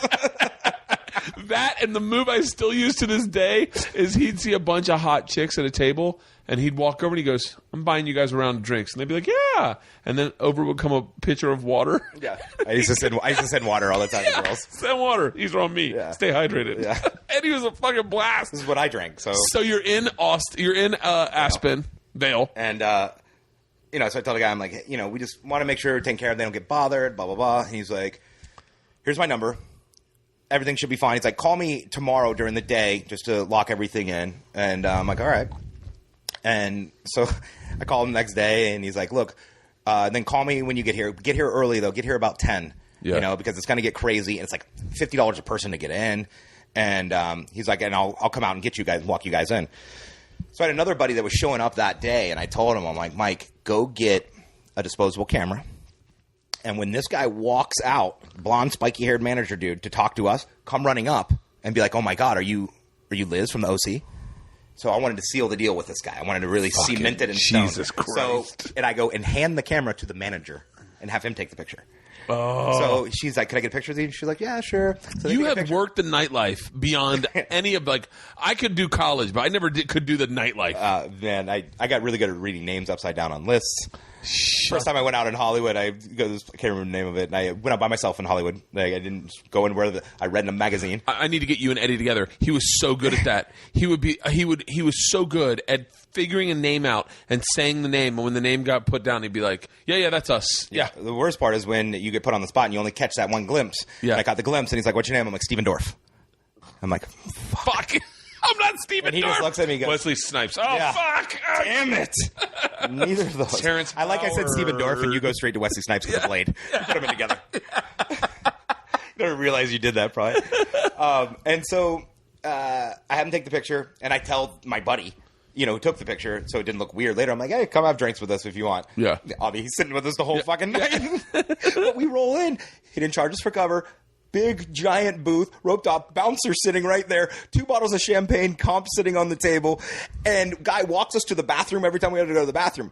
Well, as time goes on, like my buddies were really kind of like, dude, I don't know, man. I don't want to say that. I don't want to, like, what if I fuck up and I'm not on the OC? And I'm like, dude, you're going to be fine. And then after a couple drinks, my buddy Randall was like, well, the days of our lives for 3 years. And now I'm doing the OC. Well, it starts fucking going around the place that we're somebody. And everybody's like peeking over, taking pictures at the table. Nobody's on TV. Nobody's done anything. These all people, they live in Dallas. Yeah. And just visiting. And just had the best fucking night. Well, so this guy, every year I go back to Vail, I'd call him. I'm like, backing down. He's like, got the same table for you, ready to go. Shut up. And over time, I actually showed up with, some friends that are on shit. Yeah. They were recognizable. You start. What is it? The fake it till you make it. Yeah. And you started making I started showing up with people that were legit, and so it kind of worked out. And you're like, I just don't direct anymore. If he only looked up IMDb and saw that I don't even exist on it, and I think I have a PA credit somewhere. And so about 45 years in, I think it's the last year that we went. He calls me the night before, and he's like, "Hey, you got the same table, everything's fine." He goes, "Do you want to move because O.J. Simpson is a table next to you?" And I'm like, "No, fuck no." I'm like, "No, we're Can good." you put us at the same table? Yeah, I'm like, "No." Oh, we get there. I'm like, "No, we're good. It's fine." And he's like, "You sure?" I'm like, "Yep, totally okay with it." And so O.J. walks in. It's like really depressing. Big table, just him and like one other guy. Yeah. Just like nobody wants to be this guy's friend. And of course, he notices a buddy of mine from something and comes up. He's like, "Hey, man, what's up? I love your show. I'm the Juice." And we're just like, "Oh, Jesus." I'm like, "Juice, you want a drink?" I had like a watered down rum and Coke that had been sitting there. I hand it to him. He's sipping on that. I'm like, "It's terrible. It's probably warm." And of course, he goes instantly hitting on the blonde hair girl, the friend, trying to like talk. I'm like, "Juice, Yeah, and the night before, we all knew about it. We're all talking. We're like, we got to do something. Like, this is our opportunity just to fuck with this guy. Yeah. And we were like, what about when everybody yells Happy New Year's? We just throw like 30 black gloves over on his table. and just sit there and just watch how uncomfortable it is. And so finally, I was like, "Juice, let's get a picture." And he's like, "All right, yeah." He gets in there. And so here, that's me. You can't really tell it's me because I don't have a beard, but OJ with the blonde girl. Now slowly scan out and see what I'm pointing at. Oh my God. It's the best picture taken by a human being. That is the greatest picture. Will you do me a favor? Will you text this to me so I can fucking? I'm gonna post this when I post the email. I don't know if I can do that. Oh, so many people in that thing are like, on. I'm like, dude, that is fucking. So what the picture is it's 1, 2, 3, 4, 6 white kids. And O.J. Simpson in the center. Okay, all you see is the Juice's head. It looks like it's photoshopped. It almost looks like it's photoshopped, but it's not. It is very real. And Mikey's in the very front in a yellow shirt, and he's sitting next to Juice doing like a looking face, and he's pointing to the left, and there's a black glove that someone's holding all 5 fingers dangling. All 5 fingers dangling, and he's going, "Oh, that's the greatest fucking picture ever!" And my buddy that's holding it is shaking. I hand him the glove. I'm like, "Dude, go." And he's like shaking, so scared to do this. And if the Juice looked over and looked down at the glove, you're like, "Motherfucker, what the fuck are you doing?" I'll tell you what. I will not ask for that. But what I will say is, Mikey's your Twitter is at Mikey Roe. At Mikey Roe. MikeyRoe. Yep. So follow him and just literally bug the living shit out of him until he tweets that picture. And you can tweet it. You don't even have to tweet it me with Juice. Tweet it me with Bert in the man cave. Or no, don't even do that. Like me and my mom or something very innocuous. Yeah, only people that actually click on that picture are the people that listen. Yeah, and so do a picture of me with my mom or me with my parents, and that's the picture. But that is the greatest picture I've ever seen. That is fucking awesome. It's amazing. If there's ever a lull in conversation, I'm like, let me show you this. And then everything changes. You're like my cameraman, John. One of our cameramen, John Mans, is his phone he has the reel of his life. So like all the great stories he tells, he's got the picture that goes along with it, and it's all on his phone. And his phone, like, we know he's single and he's like 40 something. So whenever he sees like hot chicks on the road, the second he brings the phone out, it's a fucking game over. Yeah, I mean, I love telling the picture, like having the picture to back up your story. Having the picture to back up your story. I have pictures of me with the Russian mob that some kid brought. How are those not up? Because it's a Russian fucking mob. No, the guy. It's going to be in my documentary. Oh, okay. The guys that one of the kids came to one of my shows. One of the kids, I fucking know him. DJ. my buddy DJ, who now is in Asia. I'm sure he's listening to this because he's a great guy. He heard the story on Rogan, came out to my show in Portland, sat in the front row, and I recognized him, and I'm like, motherfucker. So I brought him on stage, and I was like, all right. I was like, I've told this story. Now, here's the thing about it's definitely about stand-up, and I'll say this about life. When you tell a story, you know this. You're a storyteller. When you tell a story, you can see the excitement in the person you're telling's eyes, and you punch up and pull away, and you know how to like manipulate a story so it gets even better and better. My wife doesn't. If you listen to my wife tell a fucking story, you literally, it's like she ripped 3 pages out of a book and just started reading. Right. There was a fucking whale, and you're like, do you not know how story? There's got to be an arc. You need a hero. You need a villain. You need. It's got to be pathos and ethos. Come on, woman. Yeah. But like that's why she talks to me while I take shits now. So. But so I bring him up on stage. I go, look, I tell this story all the time. I go, I know the base is real, but I go, how much of what I'm telling is actually real? Like, and be honest. Right. Like, you can't fuck me up because I'm also making a documentary. My documentary film crew's there, and I'm like, this is a great moment in the documentary. He looks in the audience, literally stands in front of the mic and goes, 100%. I have not fabricated any part of that story. The only part that I probably even. The only thing that I pull out when I tell it on stage, I don't know if I told it on Rogan or not. I might have pulled it out on Rogan, and I started pulling it out only because there was another dude there that was in my class that was with me through the majority of that trip, and he was friends with Igor and those guys too. But he's a grown man and he's got a family and a fucking job, and the last thing he wants is I might leave the dude out because he was a friend of mine. He was a nice guy, but there are versions where I talk about the guy. Yeah. So, but that's the only thing that. But he goes, hey man, just so you know, I went into my closet and I found these, and I have doubles, and so there's pictures of me with Igor and Sasha, and there's I want to say there's even pictures of us on the train because before you robbed it. Before we robbed it, we were drinking with a lot of the classmates too. You know, I make it. When I surmise the story, I make it sound like were you isolated with them? Yeah, but we definitely we drank. We had a good time. It was fun. It was a fucking blast. And of course, I robbed them. It's the best spoken word story I think I've known. And like, it's the fucking greatest thing with to your hear. stand up, and like I love storyteller stand up. You know, like Dane Cook when he came out. You know, he told stories. You know what? Like a lot of people have slammed Dane. I've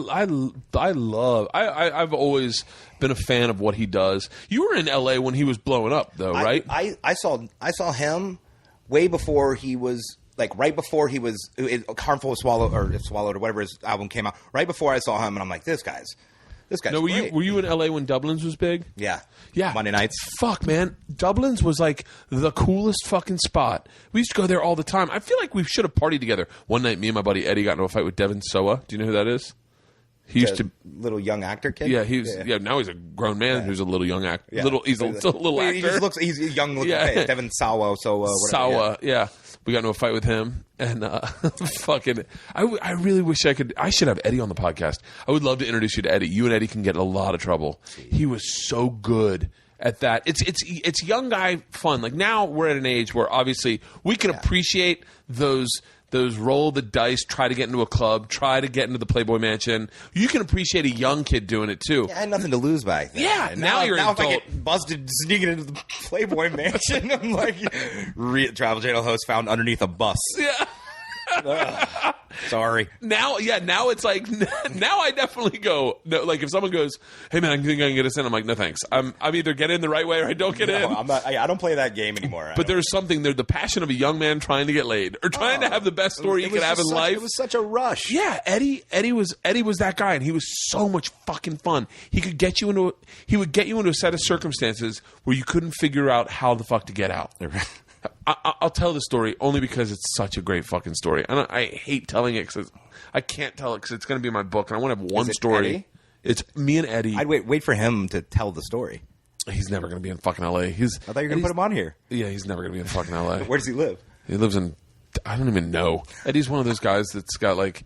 He's got like 9 different backstories because he always keeps everyone guessing. Last time I saw him, he was living in Orlando, and he was talking about... I mean, he got... His father gave him and his brother a bunch of coffee fields in San Salvador. Eddie went to El Salvador. All right. Eddie went to El Salvador. He's El Salvadorian, and but grew up in Tallahassee, so he's part redneck too. Right. So Eddie went to El Salvador. Was like, fuck this place.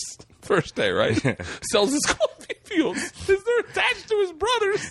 He sells half the fucking coffee fields. His brother's like, what the fuck fuck are you doing? Takes the money, moves to L.A. and says, fuck it, I want to be an actor.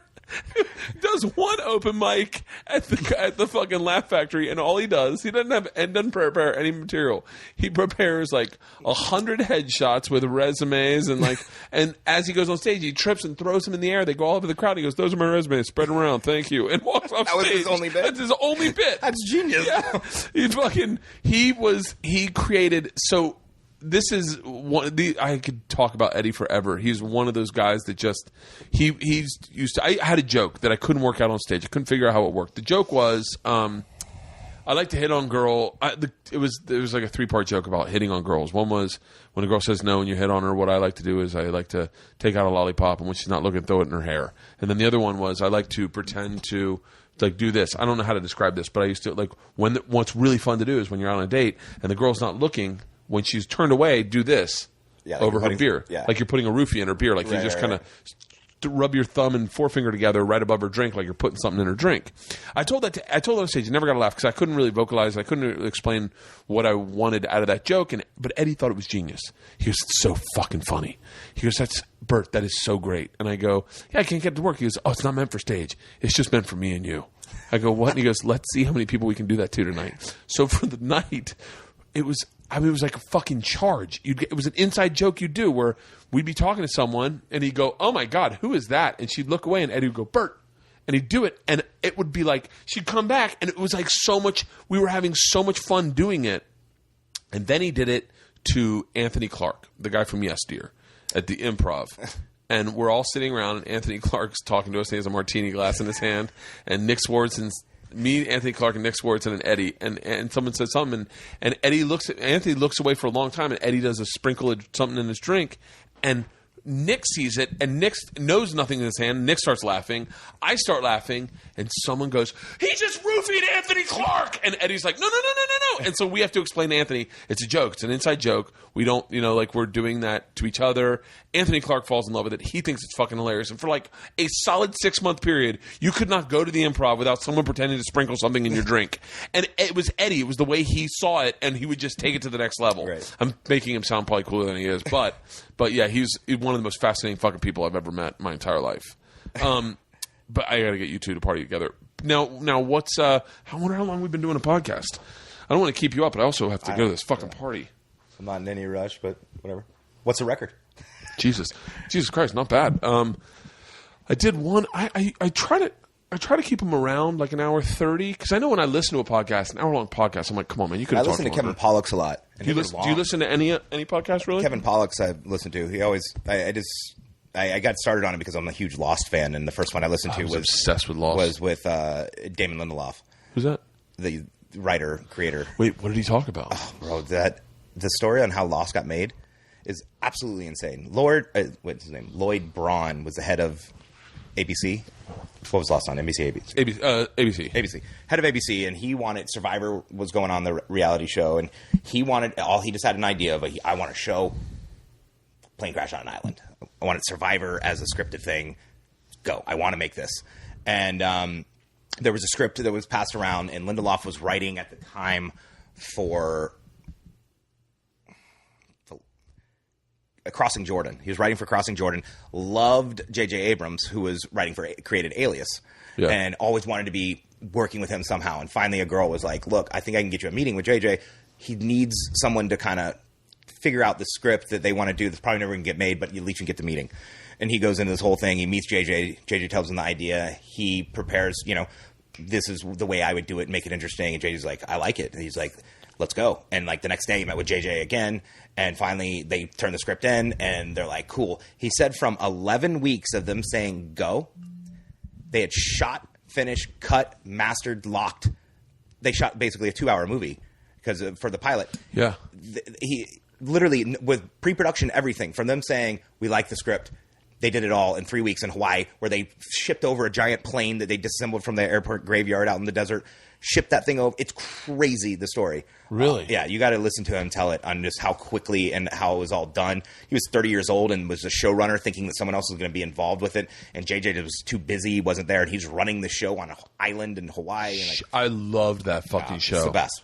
The only that show, there's anything about like that has something to do with like the supernatural or time travel. Like Quantum Leap was maybe my favorite show I've ever watched. It's great. I fucking love that. I walked into Donald Belisario's office. He used to have an office on, I want to say Santa Monica and maybe like Gower or Vine, in one of those buildings. And I had a meeting there, and I went to the wrong floor, and I went to the door that I thought was going to be the one I went to, and it was Donald Belisario.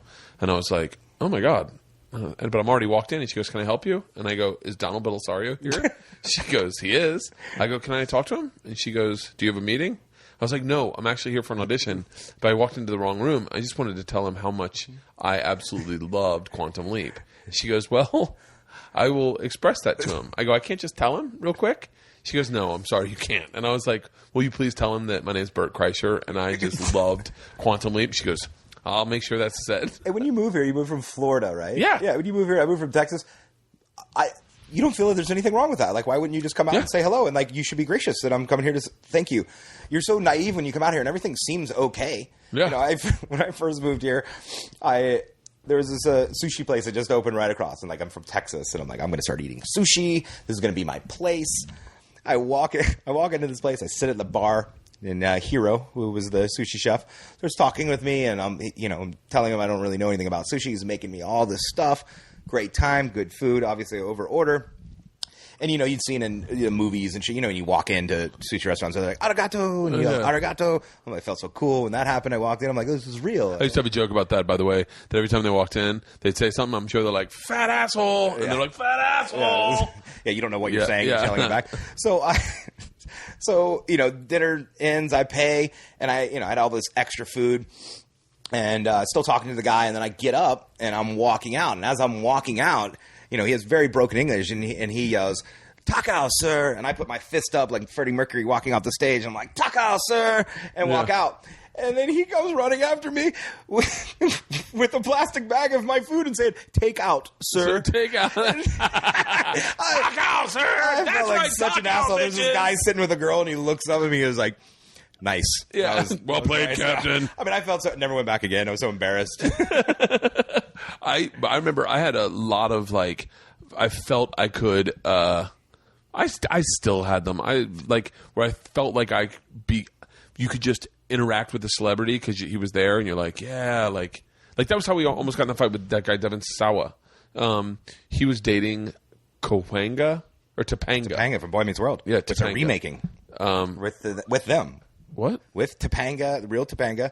And Fred Savage? And no, Fred's brother. Ben Savage. They're remaking it as them as adults with a daughter. It's really cool. I love the show. I fucking love it. That's great. I loved it too. We used to watch it in college. We used to smoke pot and watch it in college. Yeah. And I was like, fuck. So I see her. I'm about to start. She was always at Dublin's. She was Dublin's and Saddle Ranch. We were at, where were we?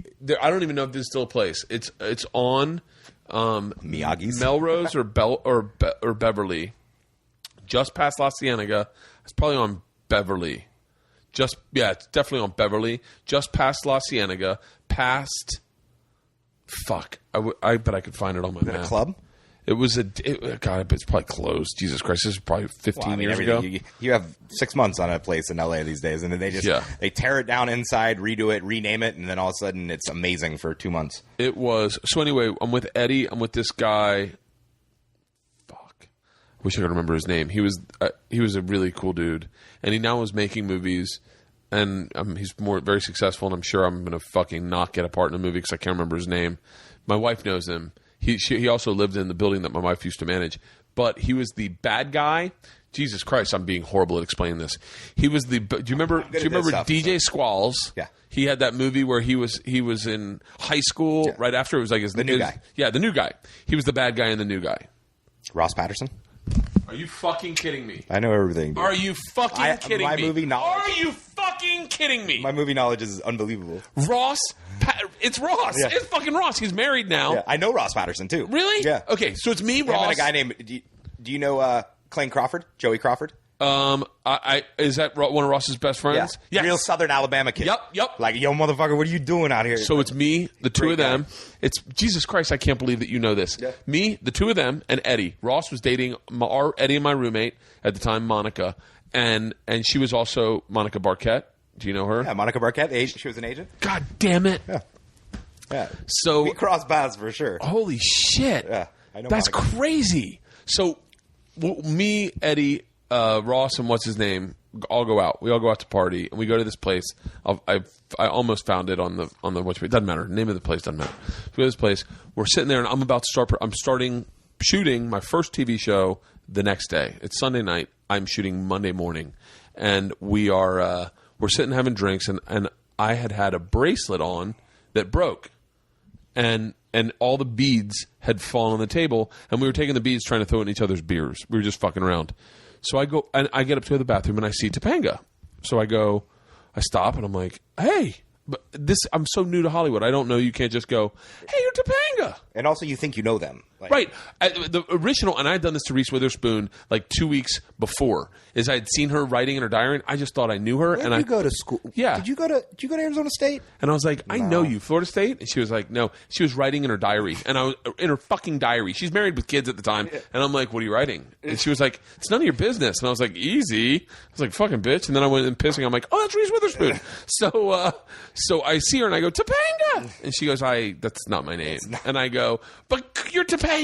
I go, you're fucking Topanga. I go, guys, it's Topanga. And they all get up and they're like, Topanga? And now she is with Devin and then two of his buddies. And so I go, man, that's so cool. I go, that's so neat. I just moved out here, and he's being real cunty. He's like, yeah, we can tell. And I was like, well, I just wanted to say, I go, we used to smoke weed in college and watch your TV show, and it's so neat to meet you. It's my first day out here, and I'm such a fucking rube. I'm like, I'm starting my TV show tomorrow. And she was like, good for you. I said, I'd love to have you as a guest sometime. She was like, well, she was very sweet. She was very sweet. She was like, that would be really nice. And I was like, oh, cool. So I go to the bathroom. I've got to wish I could remember the name of this place, because the bathroom it was a long hallway where you had to walk down this way, then take a left and walk more long, and then one right, and then the two of the bathrooms. So it's now I got to find the name of the fucking place so you know the fucking place I'm talking. It's Melrose or Beverly, just past La Cienega. Hang on, I'm gonna find the fucking place. East or west of La Cienega? It is west of La Cienega. Okay. Villa? If you said the name, I'll definitely remember it. I'm just gonna fucking go onto my phone. Fairfax, Cadillac, Olympic. No, Third. It might be on Third now that I think about it. No, it's not on Third. That's Cedar Cyanide. Guys? It's Guys. It's Guys. Is that the place? Yeah, it's not Guys anymore. It's like it was up on the second story. It was across the street from Guys. It was up on the second story. It doesn't matter. Everyone's bored out of their mind. Jerry's Deli? No, it's across the street though. It's on the other side of the street, and it's a little further down. It's maybe more Beverly Hills adjacent. Anyway, so there was a long hallway to go to the bathroom. Cut right, then cut left, and then the bathrooms are there. I go to take a piss, and I go to the bathroom, and I'm like still kind of bubbling. I'm like, I just met Topanga. And now this guy Devin Soa had just had his movie Destination Unknown, Final Destination. So he was like a movie star. He's also the quarterback in Little Giants. Really? He's a little kid that they just comes the new kid to town. Oh, shut the fuck up! He's throwing toilet paper in the grocery store, and Rick Moranis knows him. He's like found his secret weapon. Oh, I didn't know that. I thought, it's so funny. He was like a child actor. Yeah. Oh, okay. So I go to the bathroom. I come back, and Eddie and Ross and the other dude are gone. They're fucking gone. And I'm like, and I sit down at the table. And I'm like, where the fuck did they go? And I get up and I look around and I see Devin and Topanga, and I go, hey, where did you know where my friends went? And Devin's like, yeah, and you better get the fuck out of here too. And I'm like, I think he's fucking with me. I think he's joking. And he's like, they're out of here, and you better get the fuck out of here too. And I'm like, okay. Is he a big dude? No, he's tiny. Yeah, I was like, he's shit. tiny. You're a pretty big guy. Yeah, I was the same size I am now, probably, but just more hair. And I was like, oh, and then I look at Topanga, and she goes, seriously, not cool. And I go, okay. And I'm like, what the fuck is that about? So I walk over and I start looking around, and I see Eddie and Ross and this other guy fucking scrapping with bouncers, like they're fucking yelling at bouncers. And I walk down a little bit, and I go, what happened? They're like, fuck that guy. Fuck him. Fuck him. We'll kick his ass. Fuck them. And so they know his name. And so I go, okay. So I walk up, and Devin Soa says something again. And then him and his boys walk to the bathroom. Now, him and his boys are Hollywood actors. They're small guys. And I am straight out of Florida State. Right. We were fist fighting in bars with men maybe like 6 months ago, but I'm still young and I'm still fresh out of college. So I walk down this long hallway, take a right, take a left, all the way down this other hallway, take a right, and they're standing at the bathroom and they're talking about, I hear them talking about how they're going to fuck those guys up. And I get right up in his face and I go, I'm right here, fucking do it. And he goes, what? I go, I'm right fucking here, man. Fucking take a swing. I go, I will fucking kick your... And I start talking shit like I know what I'm talking about. I'm like, I will fucking... You want some? I will fuck you up right now, kid. And I was like, seriously? Step the fuck off. And I turn away to walk away, and I realize there's fucking 3 dudes there. And I sprint running down the hallway like, get me the fuck out of here. None of my friends are here. I don't know how to fight. I'm like, help, help, help. And I just sprint, and they chase me. They chase me out of the fucking bar, and I'm like, Eddie, Ross, I need help. Eddie and Ross are fucking getting the shit kicked out of them by 2 bouncers. And I'm like, I get up, I'm like, we gotta go. And Devin Soa fucking comes on. There was a set of stairs. There was a second story, and he comes over and he starts talking shit, and Eddie fucking jumps up and smacks him in the face. And the kid's like, what? And then the bouncer threw Eddie. I've never seen a man throw another man that far. He threw him across a fucking crosswalk, like whoof, across the street. Eddie had to hit the fucking walk button. But like, that was that kid. God damn, I can't believe you know Ross? Yeah. That's so funny. Ross Yeah. Patterson, yeah. I used to party with him. Ross and Clayne Crawford or Joey Crawford, whatever he goes by. I've known them for years. Yeah. Years. God, I wonder if we ever partied together and just didn't know it. There's a good chance of that. That's so funny. Definitely a good chance of that. I mean, shit, dude, I've been out, crossing paths with all different people in this town for 10 years, 11 years. I'm sure we did at some point. We definitely had a lot of the same parties or events or whatever. We got to go out and party. Always down. I'm never home. That's the only problem. Yeah, you're traveling a lot now. Yeah, I'm traveling. Because when you get done with the Travel Channel thing, then you take off and go do stand-up. I do stand-up. The second we stop shooting, I go right to do stand-up. And then stand-up is one of those, like, those goals in life that I've always said I'm going to do. And you got to try it. Just try it. Pages and pages and pages. Like, I keep in my email, like, when I'm out at night, I'll email something, and just in the subject line is stand-up. And then you could write it down, and then I Google on my Gmail, I just put in search stand-up, and then I'll just, all these pages pop up. I just don't know how to put it together. It's the hardest part of stand-up. Terrifies the shit out of me. When you're starting, is the hardest part is getting your first laugh. I'm always like, I always thought when I started, I was like, I could definitely do it if they were laughing when I got on stage. Right. But they are. The guy before you gets them to laugh, and then you come up and it's like, still to this day, there's sometimes if you overthink it, you'll be like, how the fuck do I get my first laugh? Like, and then you'll be like, that's crazy. Because then sometimes you just get a laugh, and you don't know how you got it. And you're just like, oh, there we go. We started. Yeah. Looks like it started. I've been doing it for a while, though. You got to try it. I'd like to try it. I mean, it's one of the, like, my first laugh is like, I'd always say, because it happens to me all the time when I go out. My friends hate it because they hear it all the time. Yeah. But when I go out, the girls will come up and are like, oh my God, you're the guy from The Hangover. And I'm like, Bradley Cooper? And they're like, no. I'm like, oh, the guy they call Fat Jesus in the movie. Yeah. That's really, really sweet of you. You look like Sandra Bernhard. Yeah. And then they're young. They don't know who Sandra Bernhard is. Yeah. And they go look her up, and they come running back. They're like, you think I look like this? That's so funny. Yeah. You got to try stand-up. You just got to try it. I like to. I definitely would like to give it a shot. All right. I got to go to a fucking birthday party. Go to the party. I had a blast, man. Will you come back and do the podcast again? Yeah, dude, anytime. Are you cool? Sometimes I do group podcasts where I bring a bunch of dudes in. Yeah, I love meeting new people. And cool. I'm going to bring you in. It gets funny anyways. I'm going to everybody. Yeah, I'll bring you in with I just have like my comic friends like Ari and Tom and Duncan and Brendan. You'd love Brendan. You and Brendan would get along really well. Yeah, so I'll do that. Feed the Beast. Feed the Beast is... This is going up. I'm fast-tracking this. This is going to air... I'm going to post this Monday night. Maybe even Monday. I might even post it Monday because I'll be in Puerto Rico Monday night. I might post it Monday, and so that your show airs Wednesday. Wednesday, March 6th at 9 p.m. Eastern and Pacific, and 8 p.m. Central, 7 Mountain. Just TiVo, set a season pass. Check them out later if you need Take to. a second right now. Yeah. Set your season pass. If you can do it on your phone, set it. Feed the Beast, Mikey Roe. You can get him at MikeyRoe. And hey, thanks for doing this, man. I appreciate Absolutely, that. man. I hope your show had a blast. I hope your Thanks show for fucking blows up. Bringing me on and helping me promote and bringing it out. No, don't mention it, man. It's a Stick good around for a while show on this network. Hey, you'd be shocked who they keep around. I made a living out of it. Thanks, Mikey. Thank you.